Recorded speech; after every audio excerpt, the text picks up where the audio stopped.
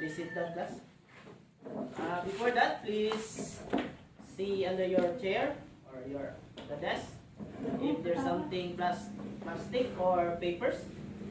So now, tanaw ka na ba? Palihog? Diba? So already clean. So now we have to proceed our class discussion. So before that, we will have check your attendance if you are present. So Present. then if you are present, say guapa or guapo. So the same with last week. Yan lang yung routine for our attendance. So Alvin, say Horfilia. Present. So last guy, dua basketball lang. So nangin na lang kintunta na ha. Sunod. Sian H. Buyoro. Good. Roxanne Kinlog. Kim Buyoro. Good. Bilin Planos na yung apelido. Atino. Atino. And Claire Buyoro.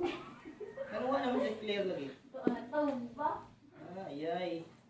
Bad habit. So, unta na. Kana, majorable na puhon ang inyong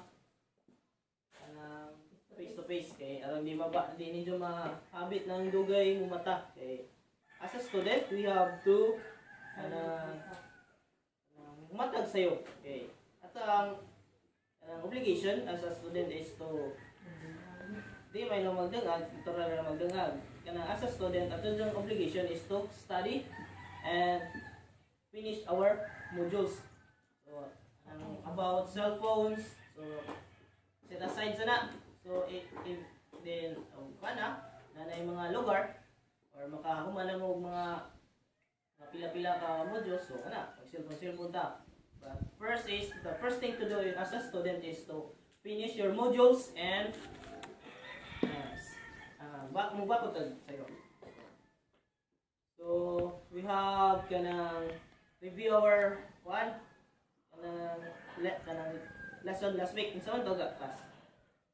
Can you review them? Kasi maka-mention about our topic last week. No? Kalabat? Saman?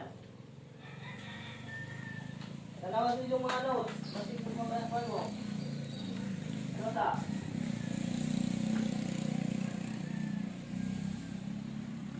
Saman?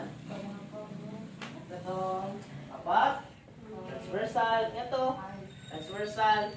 So ito, kanang kan, bibilin. Isa pa ito isa. Ito ang ipa, jumble words. Atong ipa, nga na ba? Atong duwa. Itong games. Itong jumble words. Transversal lines.